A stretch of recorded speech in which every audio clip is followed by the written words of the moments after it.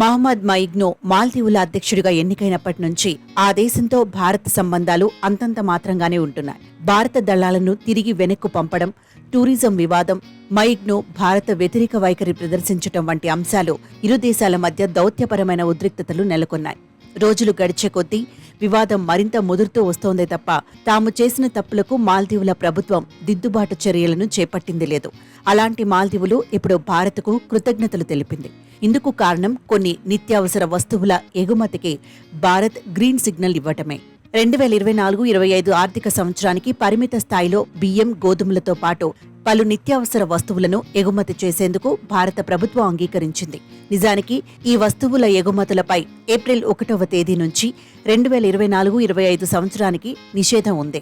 అయితే మాల్దీవుల్లో ఆ నిత్యావసర వస్తువుల కొరత ఏర్పడిన తరుణంలో తమకు సహాయం చేయాలని ఆ దేశం భారత్ని విజ్ఞప్తి చేసింది. దీంతో దౌత్యపరమైన వివాదం ఉన్నప్పటికీ ఆ వస్తువుల ఎగుమతులపై ఉన్న నిషేధం నుంచి కేంద్రం మినహాయింపు ఇచ్చి మాల్దీవులకు సహాయం అందించింది. ఈ నేపథ్యంలోనే మాల్దీవుల మంత్రి మూసా జమీర్ భారత్కు ధన్యవాదాలు తెలిపారు.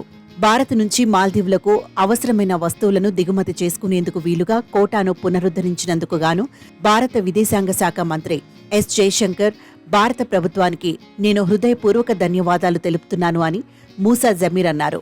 భారత్ తీసుకున్న ఈ నిర్ణయం రెండు దేశాల మధ్య దీర్ఘకాల స్నేహాన్ని సూచిస్తుంది. అలాగే ద్వైపాక్షిక వాణిజ్యాన్ని మరింత విస్తరించడానికి బలమైన నిబద్ధతని తెలియజేస్తుందని జమీర్ ఎక్స్ వేదికగా రాసుకొచ్చారు. ఇందుకు జైశంకర్ స్పందిస్తూ భారతదేశం తన నైబర్హుడ్ ఫస్ట్ విధానాలకు కట్టుబడి ఉందని అన్నారు. మాల్దీవుల అభ్యర్థన మేరకు భారత ప్రభుత్వం ఎగుమతి కోటాలను సవరించి 2024-25 ఆర్థిక సంవత్సరానికి గాను 1,24,218 మెట్రిక్ టన్నుల బియ్యం, 1,09,162 టన్నుల గోధుమ పిండి, 64,494 టన్నుల చక్కెర, 21,513 మెట్రిక్ టన్నుల బంగాళాదుంపలు, 35,749 టన్నుల ఉల్లిపాయలు, 427.5 మిలియన్ గుడ్లను ఎగుమతి చేసేందుకు అనుమతించింది. అలాగే మాల్దీవుల నిర్మాణ రంగానికి కీలకమైన నది ఇసుక, కంకర రాయి వంటి కీలకమైన వస్తువులను 10 లక్షల మెట్రిక్ టన్నుల వరకు ఎగుమతి చేయనుంది.